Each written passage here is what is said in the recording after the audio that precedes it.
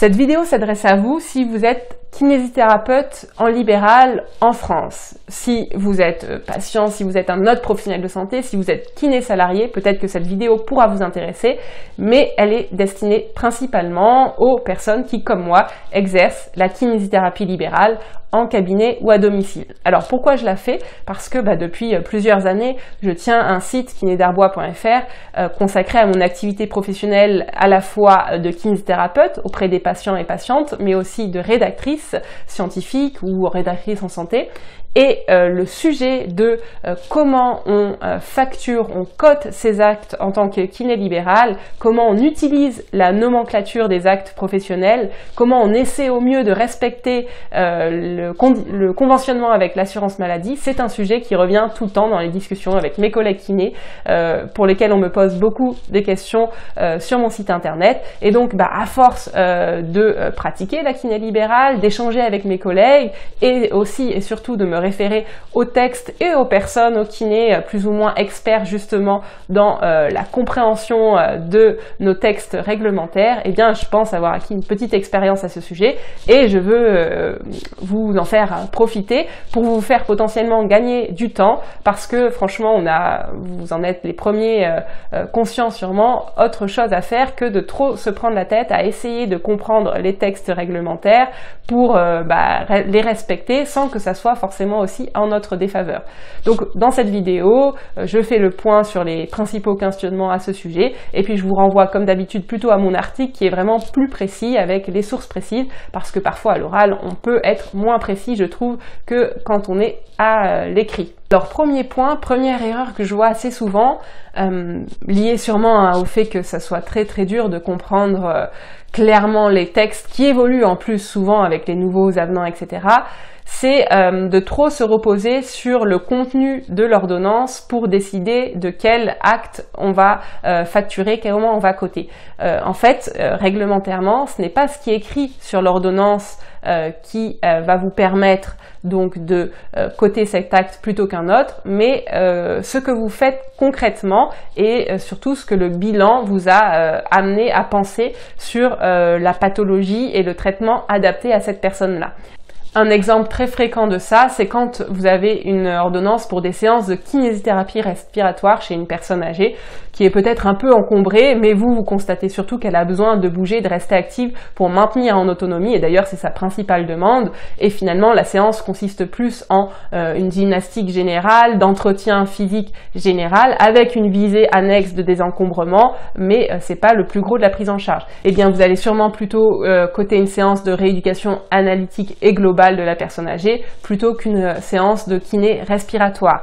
Même si sur l'ordonnance il y avait écrit kiné respiratoire, vous ne serez pas embêté a priori pour ça.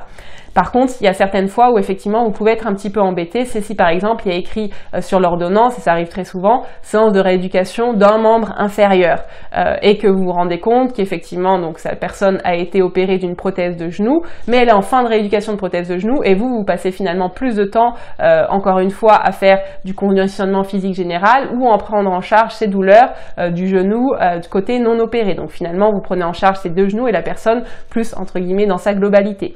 Eh bien dans ce cas-là c'est un peu embêtant, même s'il n'y a pas de texte qui vous dit que vous n'avez pas le droit de coter une rééducation des deux membres inférieurs.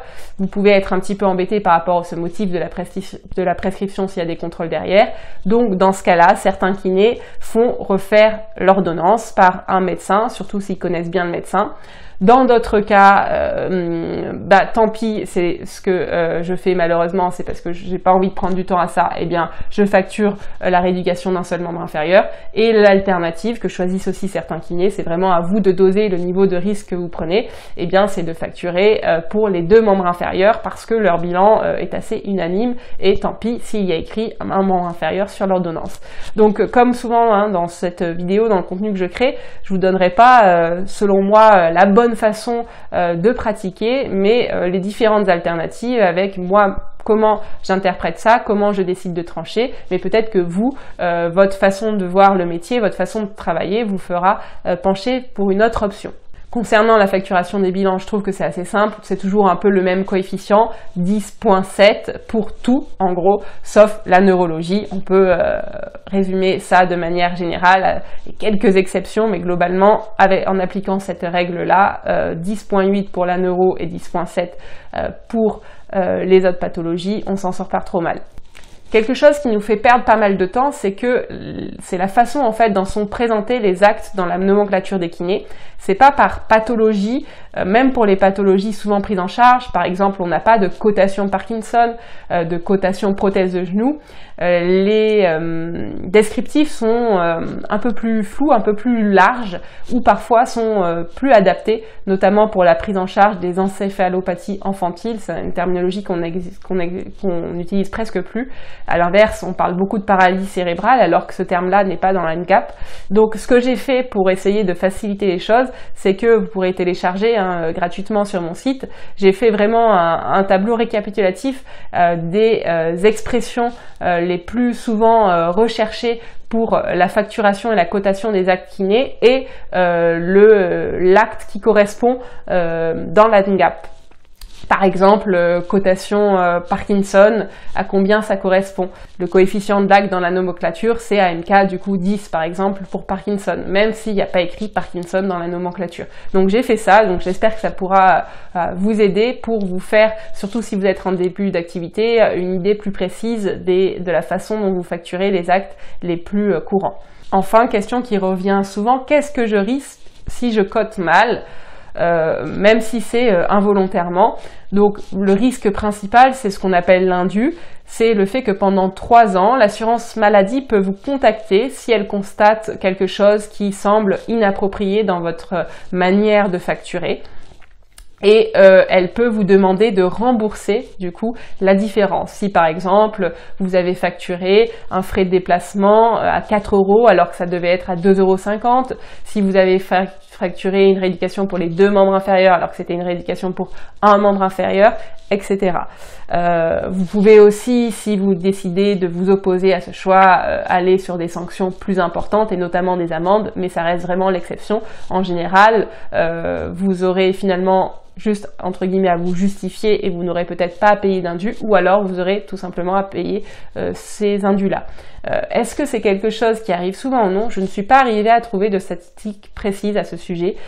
Personnellement, je n'ai jamais été confrontée à ça. Les kinés de mon entourage avec lesquels je suis suffisamment proche pour en discuter de ça non plus, mais je sais que ça existe quand même, mais de là à dire quelle proportion de kinés sont concernés, je ne sais pas.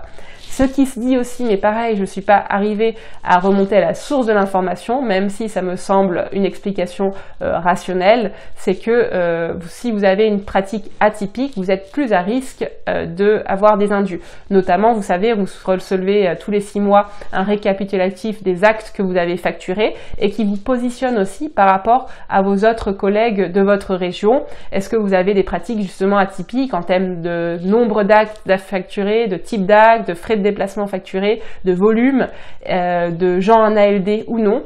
Et donc, vous avez, vous savez, des petites étoiles. Une étoile, ça veut dire que vous êtes plutôt dans le quartile de gens qui font pas beaucoup, et 4 étoiles, le quartile de gens qui font beaucoup ce type de pratique.